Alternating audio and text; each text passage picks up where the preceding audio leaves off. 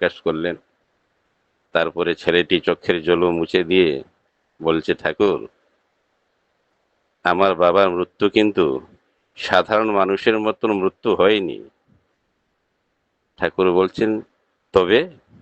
না, আমার বাবার মৃত্যু ছিল একটা অলৌকিক মৃত্যু, অসাধারণ মৃত্যু। ঠাকুর বলছেন, সে কি রে মনি, কি বল দেখি। তখন ছেলেটি বলছে, ঠাকুর, যেদিন আমার বাবা মারা গেলে যাবেন, সেই দিন সকালবেলা আমাকে ডাকলেন, বললেন, খোকা, একটু এসে আমার কাছে বসবে। আমি গিয়ে বাবার পাশে বসলাম। বাবা আমাকে বললেন, দেখো খোকা, আমি তোমার বাবা, তুমি আমার ছেলে। এক বাবা হওয়ার নাতে আমি তোমার জন্য কিছু করে যাইনি, কিছু রেখে যাইনি। না টাকা পয়সা রেখেছি, না ধন সম্পদ রেখেছি, কিছু করতে পারলাম না। কিন্তু আমি তোমাকে কেন ডেকে বসে আছি জানো? না, বলো বাবা, কেন? না, আমি তোমাকে আজকে একটা আমার জীবনের অনমূল সম্পদ তোমাকে দেবো। সেই সম্পদের সম্বন্ধে তোমাকে বলে যাব, আর সেইটা তোমাকেই দিয়ে যাব, আমার জীবনের অনমূল সম্পদ। ছেলেটি বলছে, ঠাকুর, বাবার কথাটা শুনে, বাবার এই কথার ভিতরে এমন মর্মভেদী হৃদয়স্পর্শী কথা ছিল, আমার হৃদয়টা ভয়ে আকুবাকু হচ্ছিল। মনে হচ্ছিল যেমনি বাবার এটা অন্তিম জীবনের কথা আমার প্রতি। তাই জন্য সেই আগ্রহ নিয়ে আমি শুনছিলাম। বাবা আমাকে বলছেন, দেখো, আমার জীবনের সেই অনমোল ধনটা কি জানো তুমি? সে হচ্ছে আমার এই দয়াল ঠাকুর। ঠাকুরকে জীবনে মাথায় করে চলবে তুমি। ঠাকুরের যজন যাজন ইষ্টবীতি সস্তৈনী সদাচারকে পরিপালন করবে। তাছাড়া আর জীবনের অন্য কোনো রাস্তা নাই। আমি সারাটা জীবন এইটাই করে এসছি। আর আমার অন্তিম সময়ে তোমাকে আমি এইটাই বলে যাচ্ছি, তুমি আমাকে ভুলে যাও, আমার কোনো দুঃখ হবে না। কিন্তু দেখো মনি, তোমার বাবার হিসাবে আমি তোমাকে বলে যাচ্ছি, তুমি ঠাকুরকে জীবনে মুখ্য করে চলবে। দেখবে তোমার জীবনে যত বাধা বিঘ্ন বিপত্তি আপত্তি আসুক, ঠাকুর তোমাকে কিন্তু পার করে নিয়ে যাবে।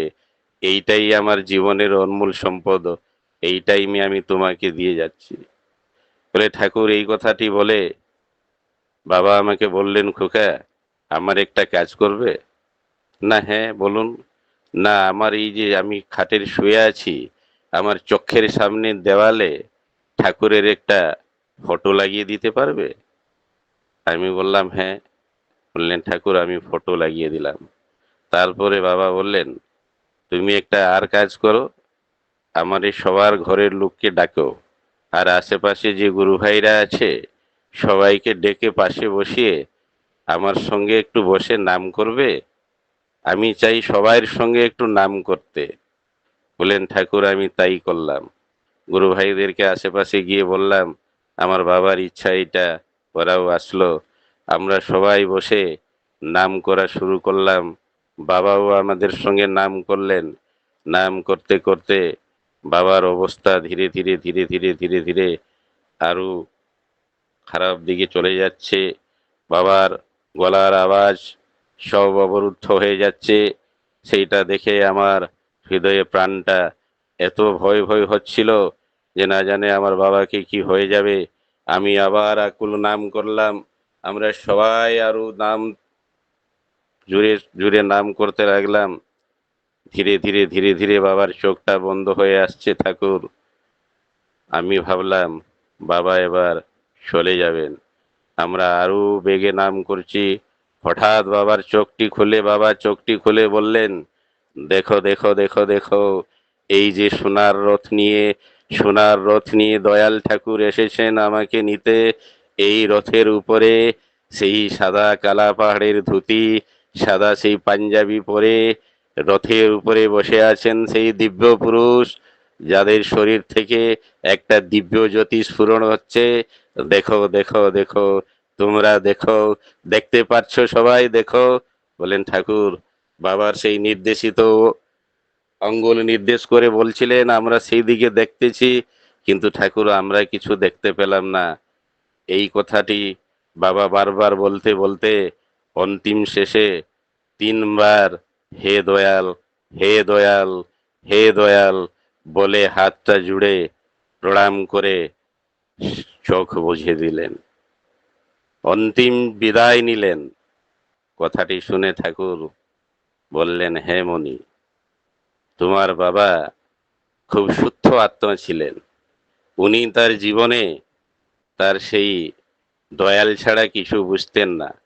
অনেক সমস্যা এসেছে তোমার জীবনে, তবু তিনি তার উপরে নির্ভর করে থাকতেন। ওনার প্রতি একটা বিশ্বাস ছিল, ওনার অগাধ বিশ্বাস। আর তোমার বাবা যেটা দেখেছেন সেটা ঠিকই দেখেছেন। আর তোমার বাবা তোমাকে যাই বলেছেন, তুমি বাবার কথাটি ঠিকভাবে জীবনে পালন করে চলবে। দেখবে বাবার কথা তোমার জীবনে কত স্পষ্টতা হয়ে মুখ্য হয়ে তোমার জীবনটাকে সুন্দর করে তুলবে। তো এই হচ্ছেন শ্রী শ্রী ঠাকুর। ঠাকুর ছাড়া জীবনের অন্য কোনো রাস্তা নাই। প্রত্যেকটি মানুষ সংসারে আছে, মৃত্যু ধ্রুব সত্য, প্রত্যেকের মৃত্যু হবে। কিন্তু যারা পুরুষোত্তমের দীক্ষিত, যারা সেই সদ্গুরুর শরণাপন্ন হয়েছে, তারা কিন্তু মৃত্যুর পরে যে দুটো লোক আছে, একটা দেবলোক, একটা যমলোক। তো মৃত্যুর পরে যাদের কর্মফল খুব জঘন্য থাকে, তারা কিন্তু সেই যমলোকে যায়, তাদেরকে যমদূত নিতে আসে। আর সেই যমদূত তার বিচার, কর্মফলের বিচার করে, যদি তার সেই কর্মফল ঠিক থাকে, তাহলে সেইখান থেকে হয় ও দেবলোকে যাবে।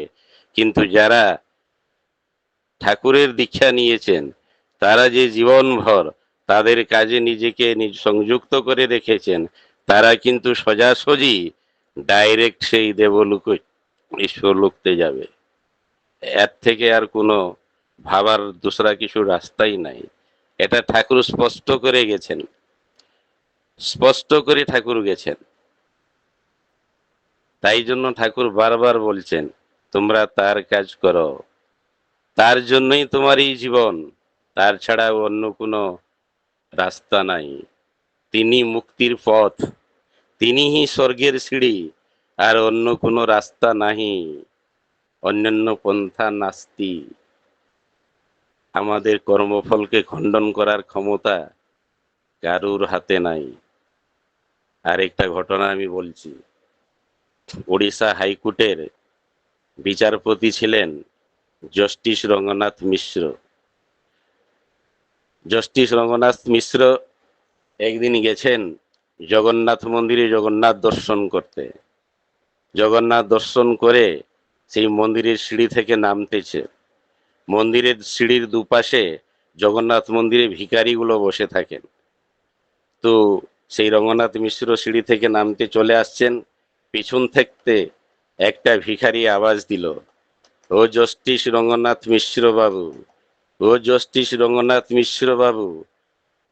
আওয়াজ দেওয়ার পরে জাস্টিস রঙ্গনাথ মিশ্র ঘুরে দেখলেন একটা ভিখারি আমাকে আওয়াজ দিচ্ছে। উনি গেলেন সেই ভিখারির পাশে। ভিখারির পাশে যাওয়ার পরে ভিখারিটি বলছে, কি জাস্টিস, আমাকে চিনতে পাচ্ছেন? তো জাস্টিস রঙ্গনাথ মিশ্র বলছেন, না, আমি তোমাকে চিনতে পারছি না। না, আমি সেই কালিয়া দাদা বদমাস গুন্ডা, যে কি কত মানুষের জীবনটা প্রাণ নিয়েছে তার কোনো হিসাব নাই, আর কত মায়েদেরকে বিধবা করেছে তার কোনো হিসাব নাই, আর কত ছেলেকে পিতৃহারা করেছে তার কোনো হিসাব নাই। কিন্তু জাস্টিস রঙ্গনাথ মিশ্র বাবু, সেদিন কতিপয় টাকা নিয়ে আপনি আমাকে নির্দোষ করে ছেড়ে দিলেন। কিন্তু দেখেন, আপনি সিনা ছেড়ে দিলেন, আপনি সিনা এই যুগের জজ, কিন্তু আপনার উপরে একটাও জাস্টিস জজ আছেন, তিনি কিন্তু আমাকে ছাড়েননি। দেখেন আজকে আমি বিকলাঙ্গ, কুষ্ঠ আক্রান্ত, এই জগন্নাথের সিঁড়িতে বসে ভিক্ষাবৃত্তি করছি। কথাটি শুনে জাস্টিস রঙ্গনাথ মিশ্র আশ্চর্য হয়ে গেলেন। যে সত্যি আমি তো তাকে ক্ষমা করে দিয়েছিলাম, কিন্তু তার কর্মফল তাকে ক্ষমা করেনি। আমার উপরে একটা জস্টিস আসে, তিনি কিন্তু ছাড়েনিন তাকে। মুক্তি পেল না সেই বদমাস গুন্ডা, যেতে যে কত মানুষের প্রাণ নিয়েছে, জীবন নিয়েছে, কিন্তু তার কর্মফল ভোগ করতে হলো। কেন? তার জীবনে কোনো আদর্শ ছিল না। তার কর্মফলকে খণ্ডন করার জন্য কেউ সেমন কোন একটা দিব্য পুরুষের সঙ্গে সংযুক্ত ছিল না সে, তাই জন্য তার কর্মফল তাকে ভোগ করতে হলো। আর আমাদের ঠাকুরেরই একজন ভক্ত ছিলেন, যখন ঠাকুরের সেই ভক্ত পিসি সরকার সাহেব পাবনা আশ্রমে গেছিলেন, পাবনা আশ্রমে গিয়ে ঠাকুরের সঙ্গে দেখা করেছেন, বিভিন্ন বার্তালাপ হয়েছে। পাবনা আশ্রম দেখে ওনার খুব ভালো লেগেছে। অসংখ্য ভক্তজন ঠাকুরের কাছে আসে, ঠাকুরের আশ্রমে লোকের ভরা। দেখছেন সেই প্রফুল্লচন্দ্র সরকার, ওয়ার্ল্ড ফেমাস জাদুঘর। দেখছেন সাধারণ একজন মানুষ নগ্ন শরীরে একটা জনৌ ধারণ করে বসে আছেন। এত অসংখ্য মানুষ তার কাছে আসে, তার জীবনের সমাধান পায়, আনন্দে এখানে আশ্রমে জীবন অতিবাহিত করছে। ঠাকুরকে জিজ্ঞেস করছেন, ঠাকুর আপনার কি একটা মিরাকেল, আপনার কাছে এত মানুষ, কি আপনি করেন মানুষের জন্য, মানুষ যে আপনার কাছে এসে এত আনন্দতে আছে। ঠাকুর বললেন, আপনি এটা জানতে চান? তাহলে যান আনন্দ বাজারে। আনন্দ বাজারে যাবেন, প্রজ্ঞানন্দ ঝা নামে একজন মানুষকে জিজ্ঞেস করবেন, দেখা করবেন, সে বলে দিবে আমার এখানে কি যে আমি করি, কি আমার অলৌকিক। আনন্দ বাজারে গেছেন, জিজ্ঞেস করছেন সবাইকে, গুরু ভাইকে, যে প্রজ্ঞানন্দ ঝাকে দেখছেন। লোকজন বললেন, এই যে লোকজনটি আসছেন দু হাতে দুটো খিচুড়ি বালতি ধরে, তিনি হচ্ছেন প্রজ্ঞানন্দ ঝা। ওনার পাশে গিয়ে বললেন, আপনি প্রজ্ঞানন্দ ঝা? না, হ্যাঁ আমি সেই প্রজ্ঞানন্দ ঝা। না, আপনি বলুন। আমি ঠাকুরকে জিজ্ঞেস করলাম যে ঠাকুর আপনার কাছে কি এমন আছে যে কি মানুষগুলো আপনার পাশে এসে এত আনন্দতে বিভোর হয়ে আপনাকে সব কিছু উজাড় করে দিয়ে আপনার কাছেই থেকে যাচ্ছে, জীবনটা খুব সুন্দর আনন্দ অতিবাহিত করছে। ঠাকুরকে জিজ্ঞেস করার পরে ঠাকুর বললেন, সেইটা যদি তুমি সেই মিরাকেল জানতে চাও তাহলে আপনার কাছে পাঠালেন। সেই প্রজ্ঞানন্দ ঝা বলছেন, দেখেন বাবু, আমাকে শরীরটাকে ভালো করে দেখেন। 6 ফুট হাইট, 1-1.5 হাত চৌড়া ছাতি, দীর্ঘকায় শরীর। সেই প্রজ্ঞানন্দ ঝা বলছেন, আমার শরীরটা বেশ ভালো করে দেখতে পাচ্ছেন না? হ্যাঁ।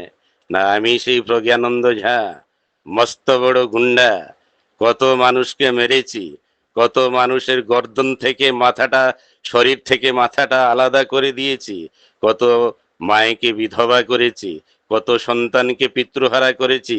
আমাকে দেখলে মানুষ আমার চোখের চোখে চোখ মিলানোর সাহস করতো না। মা তার ছেলেগুলোকে ঘরে দরজা বন্ধ করে রেখে দিত। আমি সেই দুর্দান্ত মানুষ ছিলাম, আমার ভয়ে মানুষ থর থর করে কাঁপতো। আর আমি সেই প্রজ্ঞানন্দ ঝা, আমার কর্মফল এত খারাপ ছিল যে সেই কর্মফলগুলো ঠাকুরের এই সৎ দীক্ষা গ্রহণ করার পরে ঠাকুর আমাকে সমস্ত কর্মফল আমার মুক্ত করে আমাকে এই আনন্দবাজারে দেখতে পাচ্ছেন, দু হাতে দু বালতি নিয়ে আমি তার প্রসাদ বিতরণ করছি। এর থেকে আর বড় মিরাকেল কি হতে পারে? এর থেকে আর কি মিরাকেল হতে পারে? এই হচ্ছেন পুরুষোত্তম, তার প্রেমর পক্ষানড়ন্তে মানুষের সমস্ত কর্মফলগুলোকে সেই নিজের হাত দিয়ে মুছিয়ে দেন। তাই সেদিন ঠাকুর বলেছিলেন, যেদিন তোমরা দীক্ষা গ্রহণ করো, যেদিন না তোমরা দীক্ষার আসনে ঋত্বিক দেবতার সামনে বসো, সেদিন আমি আমার চোখ বন্ধ করে নেই। সেদিন আমি বলি, পরম পিতা, তার সমস্ত কর্মফল কিন্তু আমার মাথায় দিয়ে দিয়ে তাকে মুক্ত করো, তাকে আনন্দ দাও, তাকে সুখ শান্তি প্রদান করো, সেই জীবনটাকে আনন্দ উপভোগ করে জীবনটাকে ব্যতীত করু। এইটাই আমি প্রার্থনা করি। তোমার সমস্ত কর্মফলগুলো আমি আমার উপরে নিয়ে নিই। তোমার স্ত্রী হত্যা, ভ্রূণ হত্যা, পিতৃ হত্যা, গৃহ হত্যা, যত বড় পাপ থাকুক না কেন, আমি সেইগুলো থেকে তোমাকে মুক্ত করি, তোমাকে শান্তি প্রদান করি, তোমাকে দীর্ঘায়ু করি, তোমার মঙ্গল জীবনের জন্য আমি প্রার্থনা করি সেই পরম পিতার আতুল চরণে। এই হচ্ছেন শ্রী শ্রী ঠাকুর, এই হচ্ছে পুরুষোত্তমের দীক্ষা। ঠাকুর নিজেই বলেছেন দীক্ষা ঠাকুর দেন, অন্য কোনো কেউ। ঋতিক দাদার যে সেই পাঞ্জা গলার পরে, পরার পরে ঠাকুর ওনার গলার উপরে সবার হয়ে থাকেন আর দীক্ষা প্রদান করেন। ঠাকুর তাই জন্য বলেছিলেন যে আমি আমার ভক্তের সঙ্গে তিনবার দেখা করি। প্রথমবার তার আমার দেখা হয় সেই দীক্ষা গ্রহণ করার সময়, দ্বিতীয়বার তার সঙ্গে আমার দেখা হয় সেই স্থবিতি নিবেদন করার সময়, তৃতীয়বার তার সঙ্গে আমার দেখা হয় যখন সে সৎসঙ্গতে বসে, সেই সৎসঙ্গে তার আমার সঙ্গে দেখা হয়। তিনবার আমি আমার ভক্তের সঙ্গে দেখা করি। চিন্তা করুন কি সুযোগ ঠাকুর আমাদেরকে দিয়েছেন। আমরা সেই পুরুষোত্তমের সঙ্গে তিনবার আমাদের দেখা সাক্ষাৎ হয়। তাই জন্য ঠাকুর বলছেন যে দীক্ষা নিয়ে হরিনামের কলঙ্ক করিস না। একবার হরিনামে যত পাপ দূরে, জীবেরও নেইকো সাধ্য তত পাপ করে। এই হরিনাম, এই নাম, বারবার ঠাকুর বলছেন নাম করো, নাম করো, নাম করো। এই নামের সম্বন্ধে একবার কেষ্টপ্রশ্ন ভট্টাচার্যদা ঠাকুরকে জিজ্ঞেস করলেন, ঠাকুর আপনি 45 মিনিটে নাম করার জন্য কেন বলেছেন? আপনি তো 20 মিনিট বলতে পারতেন, 1 ঘন্টা বলতে পারতেন, পার্টিকুলার একটা 45 মিনিট কেন বললেন? ঠাকুর বলছেন শোনেন কেষ্টদা, ঘরে যখন ভাত রান্না হয় দেখেছেন ভাতটা কত সময়ে হয়? বলে হ্যাঁ ভাত তো হয় রান্না। না দেখবেন 40 মিনিট সিরফ জলটা গরম হতে লাগে, জলটা যখন 40 মিনিটে গরম হয় তারপরে আমরা সেই চালটা ডালি, ধুয়ে দিয়ে চালটা ডালি, 5 মিনিটে ভাত তৈরি হয়ে যায়। ঠিক তেমনি আমাদের এই যে নাম, আমরা যখন 40 মিনিটে আমাদেরকে এই নামের ব্রেনের ভিতরে যে পিনিয়াল গ্রন্থিটাকে গরম হিট হতে লাগে, 5 মিনিটে কিন্তু নাম হয়। 45 মিনিটে নাম করলে 5 মিনিট নাম হয়।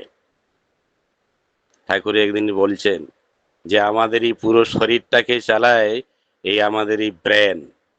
এই ব্রেনের ভিতরে একটা পার্ট আছে, তার নাম হচ্ছে হাইপোথ্যালেমাস। এই হাইপোথ্যালেমাসের ভিতরে আর একটা পার্ট আছে, সেইটা হচ্ছে লিম্বিক সিস্টেম। সেই লিম্বিক সিস্টেম ভিতরে দুটো ছোট ছোট পার্ট আছে, সেইটাকে একটা বলে এমিগডালা আর একটাকে বলে হিপোক্যাম্পাস। তো ঠাকুর বলছেন যখন এই এমিগডালা হিপোক্যাম্পাসের ভিতরে ইন্টারসেলিং হয় তখন আমাদেরকে দুঃখ, অবসাদ, আনন্দ এইসব আমাদেরকে অনুভব হয়। তো যখন আমরা নাম করি, নাম করার পরে দুঃখেতে যে আমরা ম্রিয়মাণ হয়ে পড়ি, ভেঙে পড়ি, হতাশ হয়ে যাই, নাম করলে কিন্তু সেই জিনিসটা আমাদের ভিতরে অনুভব হয় না। নাম করলে আমাদের ভিতরে সেই স্থিরতাটা থাকে। দুঃখ আর সুখ আনন্দতে সব সময় আমাদের সেই একই অবস্থাটা থাকে। তাই জন্য ঠাকুর বলছেন নাম করো, নাম করো, বারবার বলতেন নাম করো। তো দৈনন্দিন নাম করাটাই ঠাকুর বারবার জোর দিয়েছেন। নাম না করলে কিন্তু কিছু হবে না। নামের ভিতরে নামই আছেন। নাম হচ্ছে বীজমন্ত্র। একটা বীজ যেমনি বৃক্ষতে পরিণত হয়, সেইভাবে নাম করলে আমাদের জীবনটা সেইভাবেই পরিণত হয়, সুন্দর মানবতে রূপান্তর হয়। তাই জন্য ঠাকুর বলেছেন বীজের ভিতরে বৃক্ষ আছে যায় না তারে জানা, নামের ভিতরে নামই আছেন যায় না তারে চেনা। নামের ভিতরেই নামই থাকেন, তাই জন্য নাম করতে বলেছেন, নাম আর নামই। তো আমরা সবকিছু জানি শুনি, কিন্তু দৈনন্দিন জীবনে আচরণে করা লাগে, না করলে কিন্তু কিছু হবে না। আমরা যতই বড় কর্মী হোক না কেন, আমরা যতই বড় ভক্তি আমাদের ভিতরে থাকুক না কেন, আমি সস্ত নিউলডার হই, যাজক হই, অধৈর্য হই, ঋত্বিক হই, যাই হই, কিন্তু যদি আমরা জীবনে সেই ধর্মটাকে ফুটে তুলতে না পারি, তাহলে কোনো কিছু লাভ হবে না। ঠাকুর বলছেন, ধর্ম যদি ফুটলো না তোর জীবনের প্রতিটি কর্মে, বাতিল করে রাখলি তারে কি হবে তোর তেমন ধর্মে। আমরা ভাবি আমরা ঠাকুরের দীক্ষা নিয়ে মহান হয়ে গেছি, না, তার মতন তৈরি হতে হবে, দিন রাত সেই হিসাবে প্রচেষ্টা করতে হবে। পূজ্যপাত শ্রী শ্রী দাদা যখন ছিলেন, একটা ঘটনা বলছি, উড়িষ্যা ভুবনেশ্বর সৎসঙ্গ বিহারতে দাদা বসে আছেন, ভক্তরা সবাই বসে আছেন। জয়গুরু। একটা জয়গুরু। আগে দাদা সময় হয়ে গেছে নাকি? আগে আচ্ছা আচ্ছা আচ্ছা আচ্ছা, এটা তাহলে ব্রেক করব। আগে ঠিক আছে, ঠিক আছে, জয়গুরু জয়গুরু। যাই হোক, অন্যদিন কোনো দিন শোনাবো। আর আগে আমি আমার বক্তব্যকে বিরাম দিচ্ছি। সর্বে ভবন্তু সুখিন, সর্বে সন্তু নিরাময়া, সর্বে ভদ্রাণি পশ্যন্তু মা কশ্চিৎ দুঃখভাগ ভবেৎ। জয় গুরু। আগে জয়গুরু। খুব সুন্দর করে তিনটে ঘটনা আমরা শুনলাম সেই সময়কার, যখন ঠাকুর দেহে ছিলেন। খুব এত সুন্দর ঘটনা, যেগুলো আমাদের ভীষণভাবে উদ্বুদ্ধ করছে এবং অনুপ্রাণিত করছে, আমাদের তার দিকে এগিয়ে নিয়ে গেছে। আর সুজয়দার কথা শোনার জন্য আমাদের সময়টা দেওয়ার দরকার ছিল, কিন্তু আরেকজন আছেন, তাই জন্য আজকে এখানে রাখতে হলো। সুজয়দা যখনই বলেন ভীষণ সুন্দর করে বলেন, তো ওনার কথা শুনলে আমরা একটা আলাদা জায়গায় চলে যাই। তাই আজকে সুজয়দাকে থামাতে হলো, আগামী দিনে আবার হবে। আপনার মঙ্গলময় সুদীর্ঘ নিরোগ শরীর প্রার্থনা করি। ভালো থাকবেন দাদা, আমাদের সঙ্গে থাকবেন। আপনার পরিবার, পারিপার্শ্বিক সকলের সর্বাঙ্গীন মঙ্গল প্রার্থনা করি। খুব খুব ভালো থাকবেন। জয় গুরু।